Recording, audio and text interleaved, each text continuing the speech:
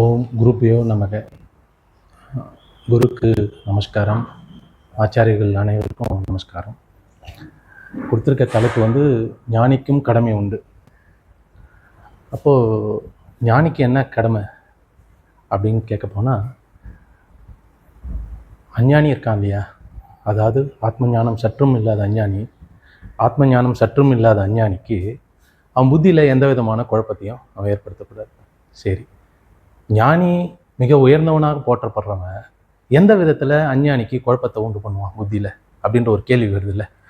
அப்போது என்னன்னா, பாரு, நீ அஞ்ஞானி, நீ கர்மத்திலையும் பற்று வைக்கக்கூடியவன், வரக்கூடிய பலனாக இருக்கக்கூடிய பலன்லையும் பற்று வைக்கக்கூடியவன். ஆனால் ஞானியும் கர்மத்தில் இருக்க பற்றும் விட்டவன், கர்மத்தையும் விட்டவன், ரெண்டுத்துலேயும் கர்மத்திலையும் பலன்லையும் பற்று விட்டவன் அப்படின்னு சொல்கிறார். அப்போது இந்த மாதிரிய வார்த்தைகளை அவன்கிட்ட சொல்லக்குள்ள அவனுக்கு ஒரு விதமான குழப்பத்தை உண்டு பண்ணும். ஏன் அவனுக்கு அந்த குழப்பம் வருது அப்படின்னா, அவன் புத்தியில் முமுக்ஷு, அவன் புத்தி முமுக்ஷு கிடையாது. அவனுக்கு விடுதலை வேட்கை அப்படின்ற ஒரு எண்ணம் அவனுக்கு கிடையவே கிடையாது. அப்படி இல்லாதவ ஒருத்தவங்கிட்ட போய் இந்த ஞானத்தை எப்படி சொல்ல முடியும்?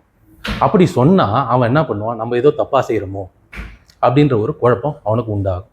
அப்போது இதிலேருந்து ஒரு விஷயத்த சொல்கிறாரு, என்னன்னா, யாருக்கு இந்த விடுதலை வேட்கை இருக்கோ, அவன் புத்தி முமுக்ஷுவோ, அதாவது அந்த ஆத்மஞானி முமுக்ஷு கிடையாது, அது தேடுதலுக்கு உண்டான புத்தி இருக்குல்ல, அதான் முமுக்ஷு. அந்த முமுக்ஷுக்கிட்ட தான் நம்ம அந்த ஆத்ம ஞானத்தை பற்றி பேசணும். அது அல்லாதவங்க கிட்ட, அந்த அஞ்ஞானி, ஆத்ம ஞானம் சற்றும் இல்லாத அஞ்ஞானி கிட்ட இந்த விஷயத்தை பற்றி நம்ம யாரும் பேசக்கூடாது அப்படின்றது தான் இந்த முதல் ஸ்லோகத்தை நம்மளுக்கு உணர்த்துறாங்க. அடுத்த ஸ்லோகம் என்ன சொல்கிறாங்கன்னா, ஞானிக்கும் அஞ்ஞானிக்கும் வித்தியாசம் என்ன அப்படின்னு சொல்கிறாங்க. அவன் பிரகிருதியால் உண்டான குணங்களையும் கர்மங்களையும் அவன் எப்படி பார்க்குறான், அஞ்ஞானி எப்படி பார்க்குறான், ஞானி எப்படி பார்க்குறான் அப்படின்றத சொல்கிறாங்க. அந்த தத்துவவித் 3வது ஸ்லோகத்தில், தத்துவவித்துனா ஆத்ம ஞானம் உடையவன், அவன் என்ன பண்ணுவான்னா அதில் ஈடுபட மாட்டான்னா செய்யவே மாட்டானான்னு இல்லை, அது மேலே ராக விருப்பு வெறுப்பு அவனுக்கு இருக்காது. அதே இந்த ஆத்ம ஞானம் சற்றும் இல்லாத அஞ்ஞானி எப்படி இருப்பானா அதில் முழுமையாக விருப்பு வெறுப்பு உடையவனா இருப்பான். இதுக்கு காரணம் குணம், அந்த முங்குண கலப்பு ப்ளஸ் அதோட கர்மங்கள் அப்படின்னு அவனுக்கு தெரியாது. பிரகிருதி தான் காரணம்னு அவனுக்கு தெரியாது. ஞானிக்கும் அது தெரியும். இப்போ கடைசி ஸ்லோகத்தில் என்ன சொல்கிற, 4வது ஸ்லோகத்தில் இதை கிருஷ்ணவித்துன்னு 2 பேரை சொல்கிறாரு. அக்ருஷ்ணவித்துனா இந்த பிரகிருதி தான், இந்த பிரகிருதியால் உருவாக்கப்பட்ட குணங்களும் அதோட கர்மங்களும் தான் உடலும் மனமும் சண்டை போட்டுக்கிறதுக்கு காரணம். வெளியிலே போத்தவள் முக்குணங்கள் தான், ரஜஸ் தமஸ் சத்துவம். சுவாமி என்ன சொல்லுவாங்கன்னா, வெள்ளை நாய், சிவப்பு நாய், கருப்பு நாய், இது 3ம் சண்டை போட்டுட்டு இருக்கு அப்படின்னு அவன் தெரியாத அவன் அந்த கர்மங்களை செய்துக்கிட்டே இருப்பான். இவன் என்ன பண்ணுவான், இது 3க்குள்ளதான் அந்த சண்டை நடக்குதுன்னு சொல்லிட்டு அதை சாட்சியாக நின்று பார்த்துட்டு இருப்பான். 2 பேருக்கும் உள்ள வித்தியாசம். அப்படி சாட்சியாக நின்று பார்க்குறவன் எந்த விதத்துலையும் அவனை, அஞ்ஞானியை பாதிக்கப்படக்கூடாது அப்படின்றது தான் முழு நோக்கமே. அவனுக்கு எந்த விதமான பாதிப்பையும் அவன் தரக்கூடாது. மாறாக அவன் என்ன செய்யணுன்றதையும் சுவாமி சொல்கிறாரு. அவனை உற்சாகப்படுத்தணும், அவனை அந்த செயலை செய்ய வைக்கும் மாதிரி, லீட் ஃப்ரம் த ஃப்ரண்ட். இவனே அந்த செயலை நல்லபடியாக செய்யறது மூலயமா அவன் என்ன பண்ணுவான், அதை பார்த்து நம்மளும் உற்சாகமாக, பாரு ஞானி என்ன இந்த மாதிரி பிஸ்னஸ் பண்ணுறாரு, ஆனால் அவனுக்கு தெரியாது, இவன் ஆக்ட் பண்ணுறான், இவனுக்கு என்னன்னு விருப்பு வெறுப்பு எதுவும் இல்லாத செய்கிறான். ஆனால் அவனும் எல்லாத்துலேயும் பற்று உள்ளவனாக இருக்கிறான், கர்மத்திலையும் பற்று உள்ளவனாக இருக்கிறான், அது வரக்கூடிய பலன்லையும் பற்று உள்ளவனாக இருக்கிறான். அப்போது இவனுக்கு தெரியாது, இவன் ஆக்ட் பண்ணுறது மூலயமா என்ன சொல்கிறான்னா, நம்மளும் நல்லா செய்யணும், இந்த கர்மங்களை, இந்த காரியங்களை நல்லா செய்யணுன்றதை அவனை உற்சாகப்படுத்துகிறான். அதன் மூலயமா என்ன சொல்கிறாரு, அவன் மனதில் எந்த விதமான குழப்பத்தையும் உண்டுபடுத்துது. இது 4 விஷயம்தான் இந்த 4 ஸ்லோகத்துலையும் சொல்கிறார். ஞானிக்கும் அஞ்ஞானிக்கும் வித்தியாசம். ஞானி பிரகிருதி தான் அதை செய்யுதுன்னு சரியாக புரிஞ்சுக்கிட்டு அவன் தள்ளி நின்று பார்ப்பான் சாட்சி இதில், இவன் அதில் மூழ்கிடுவான். அந்த மூழ்கினவனை இந்த ஞானி எப்படி அணுகுவான், அவன் எப்படி அணுகுவான், அவன் என்ன பண்ணுவான், சரியான விதத்தில் அவனை குழப்பாத, அவனுக்கு தான் புத்தி முமுக்ஷு புத்தி கிடையாது இல்லையா, அதனால அவனுக்கு எந்த விதமான குழப்பத்தையும் உண்டு பண்ணாத இவன் இந்த தன் கர்மங்களை செவ்வனே செய்து கொண்டு அவனையும் செவ்வனே அவனுக்கு உற்சாகம் கொடுத்துட்டுப்பான் அப்படின்றது தான் இங்கே இந்த 4 ஸ்லோகத்தோட ஒரு சுருக்கம். போகலாம் ஃபர்ஸ்ட் ஸ்லோகத்துக்கு.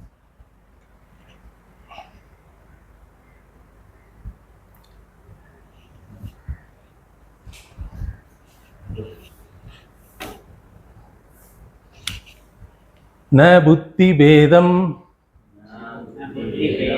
ஜனயேத் அஞ்ஞானாம் கர்ம சங்கீனாம் ஜோஷயேத் சர்வ கர்மாணி வித்வான். வித்வான்ன்றது ஆத்மஞானம், ஆத்மஞானம் பெற்றவன் ஞானி. வித்வான் யுக்த சமாரசன் சமாசரன். ஓகே. ந புத்தி பேதம் ஜனயேத். இங்க என்ன சொல்றாரு? புத்தியில் பேதம், கை வச்சிட்டனா, புத்தியில் பேதம் அல்லது குழப்பத்தை உண்டாக்க கூடாது அப்படின்னு சொல்றார். ஃபர்ஸ்ட் ந புத்தி பேதம் ஜனயேத். புத்தியில் குழப்பத்தை அல்ல பேதத்தை அல்லது குழப்பத்தை உண்டாக்க கூடாது. அப்படின்னா நான் அகர்த்தா அபோக்தா, நீ கர்த்தா போக்தா, நீ செய்பவனாகவும் அனுபவிப்பவனாகவும் அறிபவனாகவும் இருக்கிற, நான் அப்படி இல்லை அப்படின்ற மாதிரியான வார்த்தை ஜாலங்களை அவங்ககிட்ட உண்டு பண்ணக்கூடாது. ஏன்னா அவனுக்கு அந்த மாதிரியான நோக்கமோ அந்த மாதிரியான புத்தியோ அவனுக்கு கிடையவே கிடையாது. அப்புறம் என்ன சொல்றாரு? யாரிடம் அப்படின்னு ஒரு கேள்வி நமக்கு கேட்கணும். யாருக்கிட்ட வந்த குழப்பத்தை உண்டு பண்ணக்கூடாது? ஞானியாகப்பட்டவன். ஆத்ம ஞானம் சற்றும் இல்லாத அஞ்ஞானிகளிடம். அப்போ ஆத்ம ஞானம் சற்றும் இல்லாத தான் யாருன்னு அவன் தெரிஞ்சுக்கல, உடம்பு மனம்தான் நான் அப்படி இருக்கிறான். அப்போனா என்ன? அவன் அகங்காரி, அறியாமையில் இருக்கிறான்னு அர்த்தம். சரி, அப்போ புத்தியில் பேதம் அல்லது குழப்பத்தை உண்டாக்க கூடாது யாரிடம்? ஆத்ம ஞானம் சற்றும் இல்லாத அஞ்ஞானிகளிடம். சரி, ஏன் அப்படின்னு ஒரு கேள்வி வருது இல்லையா? அவன் கர்மத்திலும் பலனிலும் பற்று உள்ளவனாக இருக்கிறான். அவன் கர்மத்திலும் அதுல பலன்லையும் பற்று உள்ளவனா இருக்கிறவங்க கிட்ட போயிட்டு இந்த மாதிரி நான் பாரு இப்படி இருக்கிறேன், நான் அக்கர்த்தா அபோக்தா, ஏன்னா நான் நிற அவயவம், எனக்கு அவயங்கள் கிடையாது, அதனால நான் அக்கர்த்தா அபோக்தா, நான் செயலும் கிடையாது, எனக்கு அனுபவமும் கிடையாது அப்படின்னு அவங்ககிட்ட போய் பேசினா அவன் என்ன பண்ணுவான்? சரி என்னடா இது அப்படின்னு சொல்லி நம்ம செய்யலாமா செய்யக்கூடாதா, இந்த கர்மங்களை அன்றாட வாழ்க்கைக்காக அவன் கர்மங்கள் ஆற்றுறது செய்யலாமா செய்யக்கூடாதான்ற ஒரு குழப்பம் அவனுக்கு உருவாகிடும். வித்வான் யுக்த சமாசரன் அப்படின்னா வித்வான்னா ஞானி, அறிவில் பொறிந்து கொண்டு.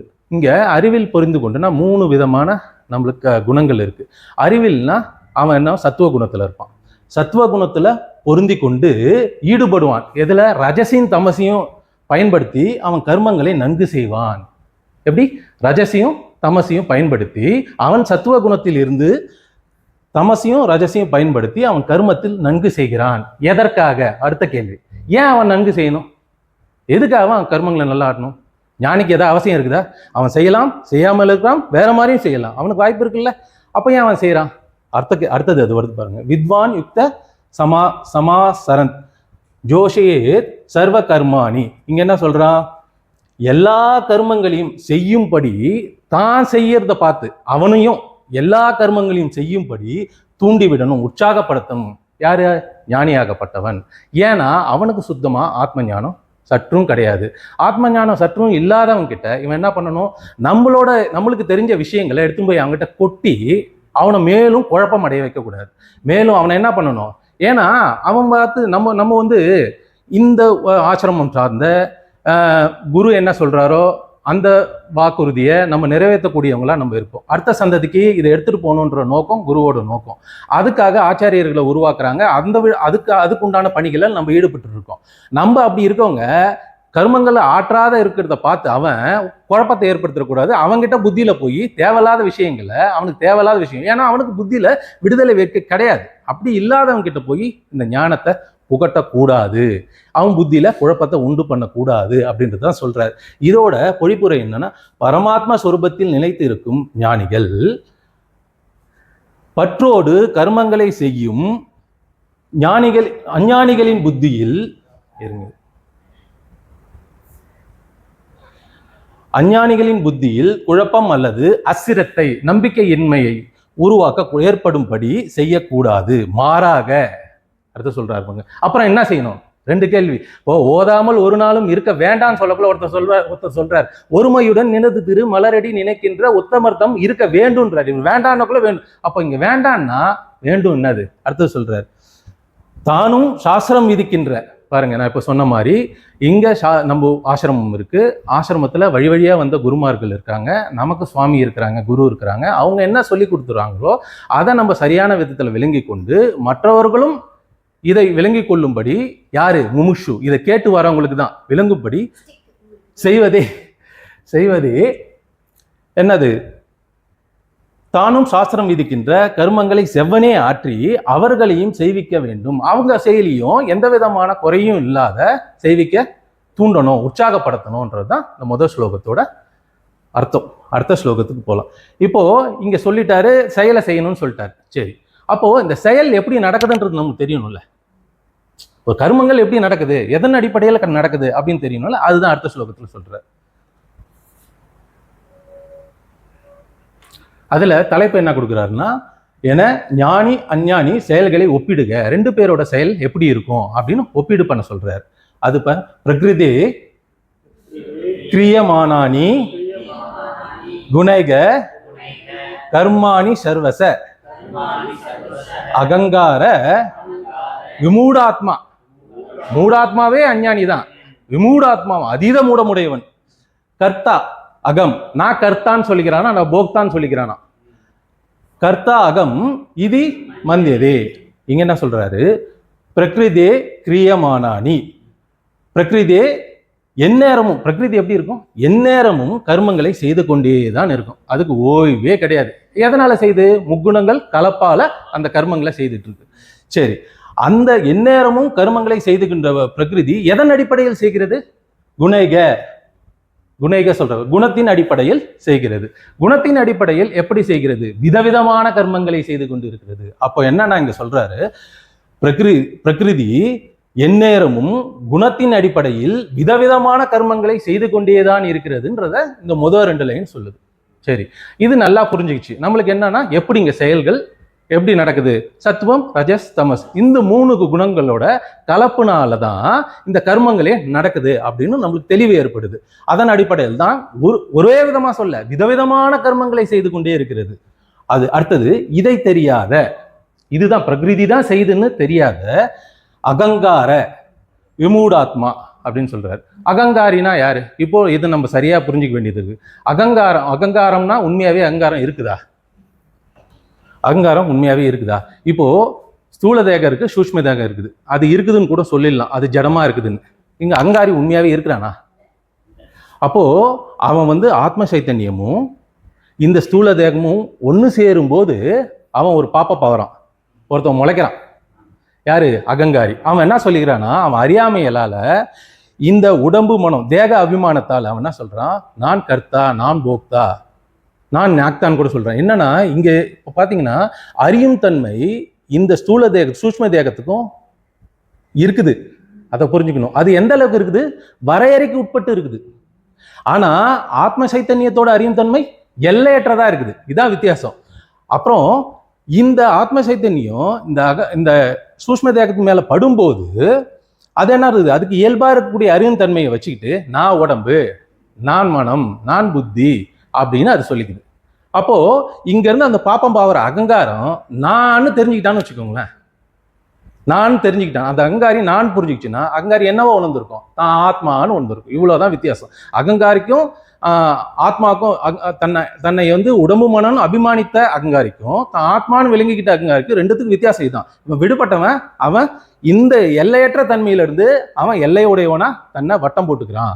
அவ்வளவுதான் வித்தியாசம். அகங்காரிக்கும் நான் கர்த்தா போக்தான்னு சொல்லுவான். அவன் நான் சாட்சியா இருப்பான், நான் கர்த்தாவும் இல்லை போக்தாவும், நான் அக்கர்த்தா அபோக்தான்னு இருப்பான். அதுதான் இந்த அகங்காரம். அகங்கார விமூடாத்மா. இங்க என்ன சொல்றாரு? இந்த அகங்காரத்தை நான் என்று நினைத்து கொண்ட, இந்த அகங்காரத்தை நான் என்று சொல்லிக் கொண்டு இருக்கிற அதீத ஊடமுடைய இந்த அஞ்ஞானி, அகங்காரத்தை நான் என்று நினைத்து கொண்ட அதீத மூடமுடைய அஞ்ஞானி என்ன சொல்றான்? இங்க அகம் கர்த்தா இப்படி மாத்தி போட்டுக்குங்க. அகம்னா ஆத்மா ஆகிய நான் கர்த்தா அப்படின்னு போயிடறான். ஏன்னா அவன் வட்டத்துக்குள்ளார வந்துடுறான் இல்லையா? வரையறுக்கப்பட்ட நிலையில உடம்பு மனம் தான் நான் நினைச்சிட்டு இருக்கவன். அவன் என்ன சொல்லுவான்? அகம் கர்த்தா, நான் கர்த்தா போக்தா. இங்க சொல்லல கர்த்தா போக்தா ஞாக்தா அப்படின்னு சொல்லிக்கிறான். இது இது அப்படின்னு அவன் நினைச்சுக்கிறான் அப்படின்னு இங்க சொல்றாரு. இப்போ அகங்காருக்கு ஒரே ஒரு விஷயம்தான். இந்த அகங்காரி நான் உடல் அல்ல, மனம் அல்ல, நான் செய்பவனும் அல்ல, நான் அனுபவிப்பனும் இல்லைன்னு தெரிஞ்சுக்கிட்டானா அந்த அகங்காரி இல்லாத போயிடுறானான்னு கேட்டா அகங்காரி இருக்கிறான். ஏன்னா அகங்காரத்தால் தான் நான் பேசுறேன், அகங்காரத்தால் தான் நீங்க கேட்குறீங்க. ஆனா அவன் என்ன நினைச்சுக்கிறான்? நான் ஆத்மான்னு விளங்கிக்கிறான். இவ்வளவுதான் ஞானிக்கும் அஞ்ஞானிக்கும் வித்தியாசம். அந்த இடத்திலே உடைக்கப்படுது. இவன் கர்த்தா போக்தாவா இருப்பான், அவன் அக்கர்த்தா அபோக்தாவா இருப்பான். இவ்வளவுதான் ரெண்டு பேருக்கும் உண்டான வித்தியாசம். இது ஞானி அஞ்ஞானி செயல்களை ஒப்பிடுகின்றதுக்கு நம்ம விளங்கிக்கிட்ட விதம். சரி, அடுத்தது எல்லா செயல்களும் பொழிப்புரை எல்லா செயல்களும் எல்லா விதங்களிலும் பிரகிருதியின் குணங்களால் செய்யப்படுகின்றன. ஆயினும் அகங்காரத்தால் மழுங்கிய அறிவுடைய அஞ்ஞானி நான் கர்த்தா நான் போக்தா என்று நினைக்கிறான்.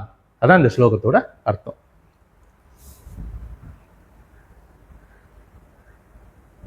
இந்த குணம் பாத்தீங்கன்னா, இந்த குணத்துல 3 விதம். சத்துவ குணம் அறிவு, ரஜகுணம் அறிவுணர்வு, தமோ குணம் உணர்வு மாத்திரம்.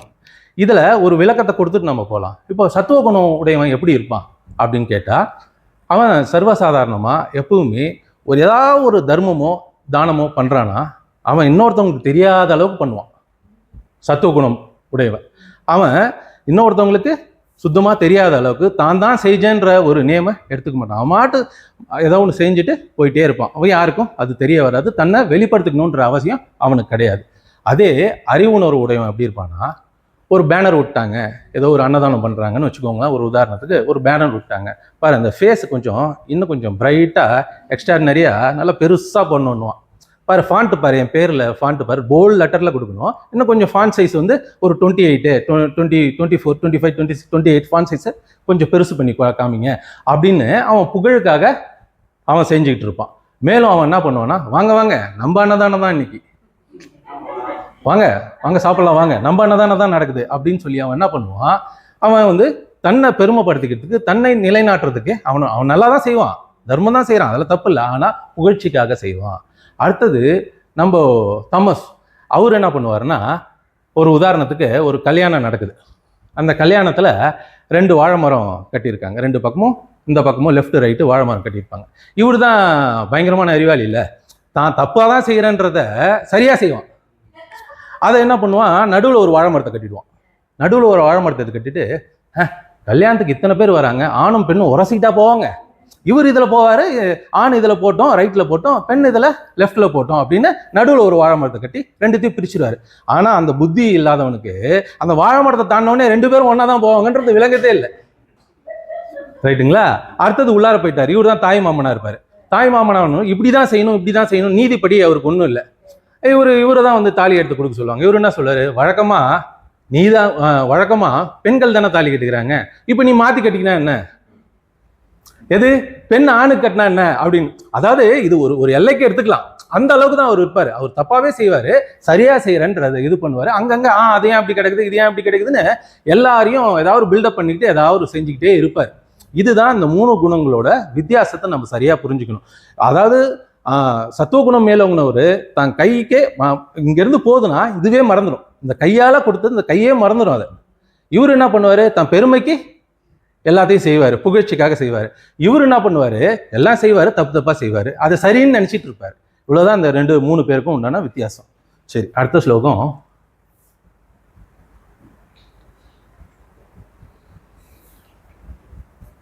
தத்துவவித் மகாபாகோ. மகாபாகோனா பராக்கிரமசாலியான அர்ஜுனா, நல்ல புஜங்களை உடையவனே அப்படின்னு சொல்றாரு. குணகர்ம விபாகையோ குண குணேஷு வர்த்தந்த இதி மத்வா ந சஞ்சாதே. ஓகே, இங்க என்ன சொல்றாரு, குணகர்ம விபாகையோ, இந்த மனமும் உடம்பும் குணத்தாலும் கர்மத்தாலும் எப்படி வெவ்வேறு விதமான செயல்படுகிறது என்று குணகர்ம விபாகத்தை, அதாவது இந்த மனமும் கர்மமும் தான் எல்லா விதமான கர்மங்களையும் உடலாலையும் மனதாலையும் செய்கிறது என்பதை குணகர்ம விபாகத்தை அறிந்து கொண்ட தத்துவவித், ஆத்மஞானி தத்துவவித், அப்படிப்பட்ட தத்துவவித் இந்த 3 குணங்களால் மனமும் உடம்பும் சண்டை போட்டுக்கொள்ள. இந்த 3 குணமும், அதாவது 3 நாய்கள் சொல்லுவாங்க. ஏன் சுவாமி அந்த 3 நாய்கள் சொல்றாங்க அப்படின்றதையும் அது விளக்கம் கொடுத்துருப்பாங்க. ஏன்னா நாயினா தான் அந்த 3 குணங்களையும் நீங்க உதாசனப்படுத்த முடியும் ஈஸியா. அப்போ நீ குணி அப்படின்னு, நிர்குணி அப்படின்னு உனக்கு விளங்கும் அப்படின்றத அழகா சொல்லியிருப்பாங்க. நாயின்னு சொன்னதால் நாயை கேவலமா நினைச்சுக்காதீங்க. நீங்க நாய் மேல ஒரு அபிமானம் வச்சிருப்பீங்கல்ல, அதனால அவர் என்ன சொல்றாரு, நீங்க நாயின்னு சொன்னா அந்த முக்குணங்களால் தான் இதெல்லாம் நடக்குதுன்னு தெரிஞ்சு வச்சுக்கிட்டு, அதனால அது ஈடுபடாத இருக்க முடியும், தெரிஞ்சு வச்சுக்கிட்டு நீங்க என்ன பண்ணுவீங்க, சாட்சி பாவத்துல இருந்து பாப்பீங்க அப்படின்னு சொல்றாரு. இங்க இந்த மனமும் உடம்பும் குணத்தாலும் கர்மத்தாலும் எப்படி வெவ்வேறு விதமான செயல்படுகிறது என்று குணகர்ம விவாகத்தை நன்கு அறிந்து கொண்ட தத்துவவித் இந்த 3 குணங்களும், இந்த 3 சத்வ ரஜஸ்தமஸ், SRT, ஒயிட், அப்புறம் ரெட், அப்புறம் பிளாக், இந்த 3 குணங்களால் மனமும் உடம்பும் சண்டை போட்டுக்கிறது. நான் என்ன பண்றேன், அந்த சண்டை போட்டுக்கிறத சாட்சியா நின்று பார்க்கிறேன், அந்த சண்டையில் பங்கு பெறல. இதை அறிந்து கொண்ட அவன் அதில் ஈடுபடுவதில்லை. அப்படின்னா என்ன, ஆத்மா அனாத்மா தனித்தனியா பிரிஞ்சிச்சா?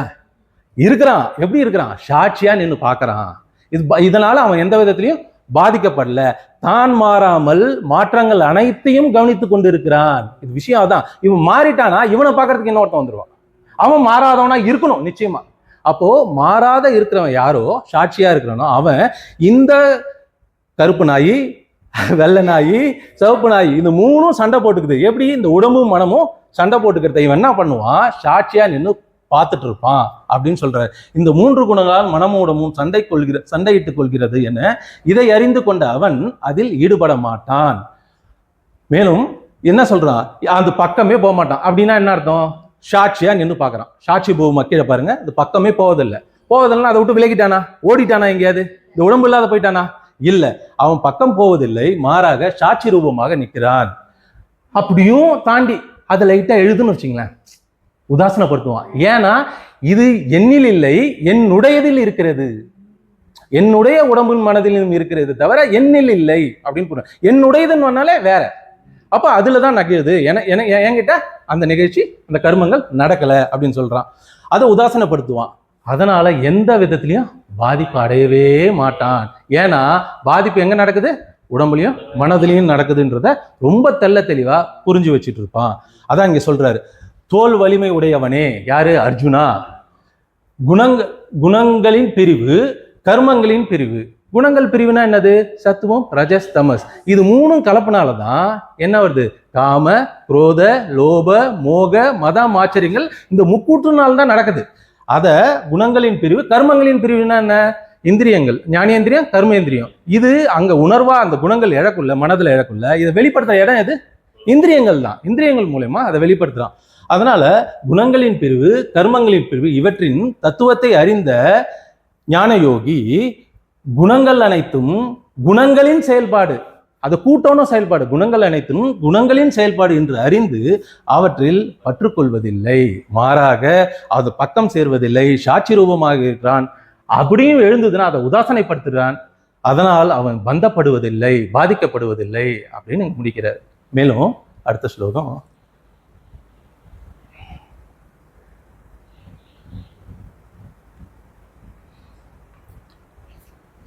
சரி, அவன் பாதிக்க அடையதில்லை. இவன் இந்த பிரகிருதி தான் செய்துன்னு தெரியாத இந்த குணகர்ம விவாகத்துல ஈடுபடுறவன் தான் அஞ்ஞானத்தினால மதிமயங்கி விவேகம் இல்லாதனால அவன் என்ன பண்ணுவான், இந்த கர்மங்களை சதா சர்வகாலமும் செஞ்சிட்டு இருப்பான். அவன் அகிருஷ்ணனத். இவன் கிருஷ்ணனத் என்ன பண்ணுவான், அவன் ஞானி. அந்த குணங்கள், இந்த பிரகிருதியின் அடிப்படையில் தான் அந்த முக்குணத்தினாலும் முக்குண கலப்பாலையும் இந்த உடம்பும் மனமும் செயல்படுதுன்னு சரியா புரிஞ்சிட்டு இருக்க கிருஷ்ணன் அவன் என்ன பண்ணுவான்னா, எந்த விதத்திலையும் அவனை என்ன பண்ணுவான், தடுமாற செய்ய மாட்டான். மாறாக இவன் லீட் ஃப்ரம் த ஃப்ரண்ட்.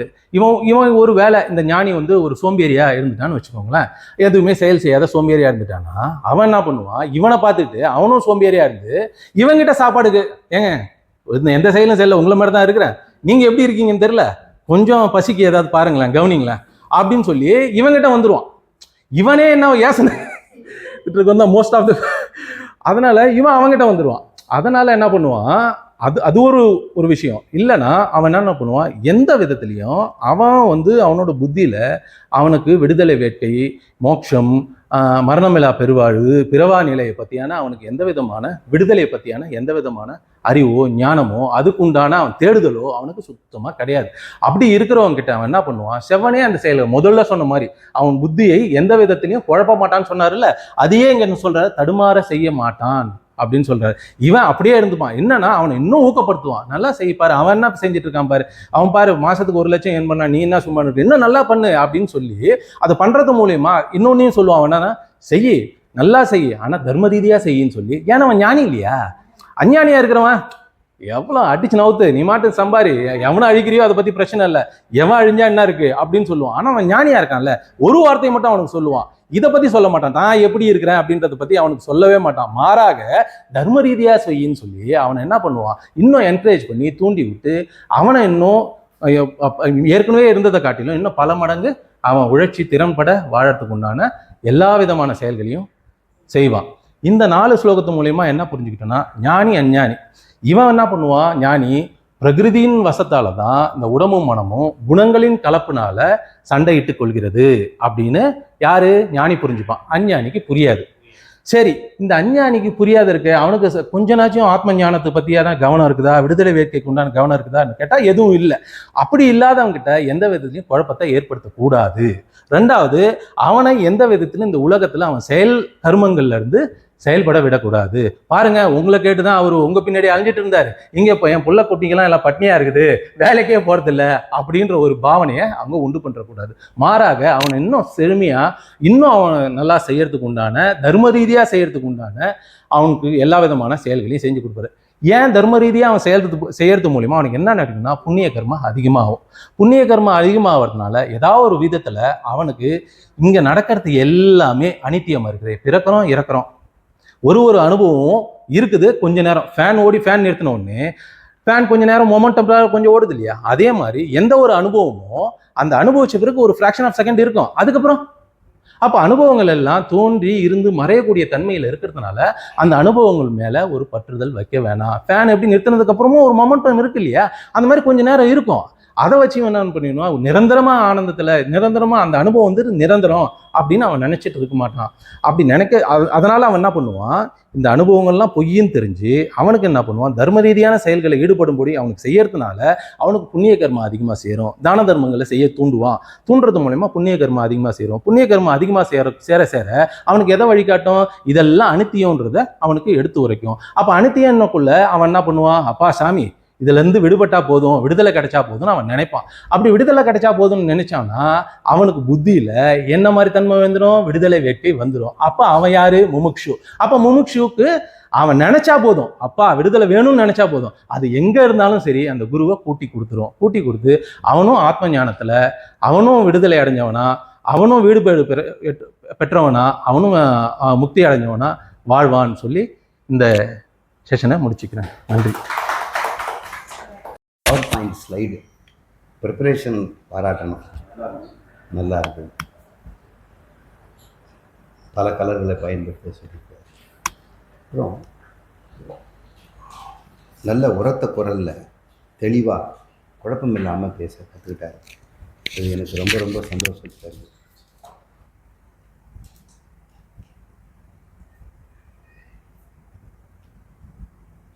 இந்த முக்குணங்கள் சத்துவம், ரஜஸ், தமஸ் இதில் மட்டும் நீங்கள் நினைவு வச்சுக்கிறதுக்காக சொல்கிறேன். சத்துவம் கிரகணம், விளங்கி கொள்ளுதல் அப்படின்னு நீங்கள் புரிஞ்சுக்கோங்க. அது உணவில் வேறு மாதிரி இருக்கலாம். நம்ம மனசில் பொறுத்த வரைக்கும் கிரகித்து கொள்ளுதல் கிரகணம். சத்துவம் இருந்தால் தான் எல்லாம் வெறும் சத்தம் மட்டும் காதில் போகும், உள்ள கிரகணம் இருக்காது. ரஜஸ் என்பது செயல். எப்போ உடம்பு துருன்னு இருக்கும், கிரகணம் கம்மியாக இருக்கும், செயலில் எப்போவுமே ஈடுபட்டு இருப்பாங்க. அப்படியே அமைதியாக உட்கார வைக்க சொல்லி கட்டு போட்டால் கூட அங்க சேஷ்டைகள் இருக்கும். கால் கையை அப்படி தொடையாட்டிக்கிட்டு இருப்பாங்க, கால் ஆட்டிகிட்டு இருப்பாங்க, இதெல்லாம் நடக்கும். அறிவூக்கம், இங்கே வந்து செயல் ஊக்கம். இந்த தமசு ரெண்டுமே இல்லை, உணர்வு கூட கிடையாது. இது ரெண்டுமே மந்தமாக இருக்கும். அப்படி தான் நம்ம புரிஞ்சுக்கணும். என்ன, சத்துவத்துக்கும் உணர்வு வேணும், ரஜஸுக்கும் உணர்வு வேணும். அதனால் உணர்வு எல்லாருக்கும் இருக்கணும். இவன் எப்படிப்பட்டவன் என்றால் அறிவும் மந்தமாக இருக்கும், செயலும் மந்தமாக இருக்கும். பெருந்தீனி பேருறக்கம் அப்படின்னா அவனுக்கு பேர். பெருந்தீனி பேருறக்கம், இதுதான் அவனுடைய தன்மை. எப்படி இருக்குன்னா, வண்டியில் ஆக்சலரேட்டர், பிரேக்கு, கிளட்சு, இந்த மாதிரி நம்ம வச்சோம்னா, கிளட்சுங்கிறது வந்து சத்துவம்னு வச்சுக்கோங்க. ஆக்ஷன் போகிறது வந்து நம்ம ரஜஸ், அது வந்து கேஸ் பெடல். இந்த பிரேக்கு பார்த்தீங்க, ரெண்டுத்தையுமே நிறுத்தும். தமஸ் குணம் அதிகமாக இருக்கிறவங்களுக்கு அறிவும் விளங்குதலும் கம்மியாக இருக்கும், செயலும் சோம்பேறித்தனம் இருக்கும். அதனால் இது வந்து ஒரு விதமான ஒரு மந்தம்னு தான் சொல்கிறாங்க. ஒரு மாந்தி, மந்தம், கருமை அப்படின்னு சொல்லுவாங்க. சனி கிரகமும் அந்த தன்மை உடையவன். அவனுக்கு மாந்தி இன்னும் பேர் அவனுக்கு. சில பேருடைய ஜாதகத்தில் மாந்தி அப்படின்னு போட்டிருப்பாங்க. அது இருந்ததுன்னா அதுக்கு அந்த திரிகோணத்தில் இருக்கக்கூடிய கிரகங்கள் எல்லாம் கொஞ்சம் பலம் குன்றி இருப்பாங்க, மந்தம், ஒரு பிரேக் டவுன் மாதிரி. அப்படி நான் விளங்கிக்கிறேன். உணவுலும் பார்த்தோம்னா அதை சாப்பிட்டோம் கொஞ்சம் விளங்கும், சில சாப்பிட்டோம்னா அப்படி ஊக்கம், எழுந்து ஓடிடலாம், சிவரேறி குதிக்கலாம், அந்த மாதிரி ஒரு துணிச்சல் வரும். சில மருந்துகளை உள்ள போட்டோம்னாக்கா ரெண்டுமே இருக்காது. இது உணவுலையும் அப்படி இருக்குது. இப்படி நம்ம புரிஞ்சுக்கிட்டோம். நீங்கள் வந்து தமச உணர்வுன்னு ஒருவேளை நான் புக்கில் அப்படி எழுதியிருக்கணும், ஸ்பீச்சில் அப்படி சொல்லியிருக்கலாம். அவன் உணர்வு மிக்க இதுதான் அப்போ இருந்த அறிவு நிலைக்கு அப்படி சொல்லியிருக்கிறேன். இப்போ நான் பல காலம் அது உணர்ந்து பார்க்கும் பொழுது இந்த ரெண்டினுடைய ஒரு எதிர்நிலையாக தான் நான் அதை பார்க்குறேன். மற்றபடி இன்றைக்கி செஷன் கர்மயோகத்திலேருந்து ஆரம்பித்து ஞானி எப்படி கடமை ஆற்றணும், அவன் குழப்பத்தை ஏற்படுத்தக்கூடாது. சில பிரம்மனிஷ்டர்கள் அவங்க இருக்கிற நிலையை ஒரு பிரசாந்தமான ஓய்வில் விசிராந்தியாக இருக்கிறாங்க. அவங்ககிட்ட போய் ஏதாவது நம்ம இப்படி செய்யலாமா அப்படி செய்யலாமான்னு கேட்டேன். அதெல்லாம் எதுக்கடா செய்துக்கிட்டு, எந்த கர்மமும் எதுவும் செய்ய போகிறதில்ல, என்ன செய்து என்ன புண்ணியம் அப்படின்னு அவங்க சொல்லிவிடுவாங்க.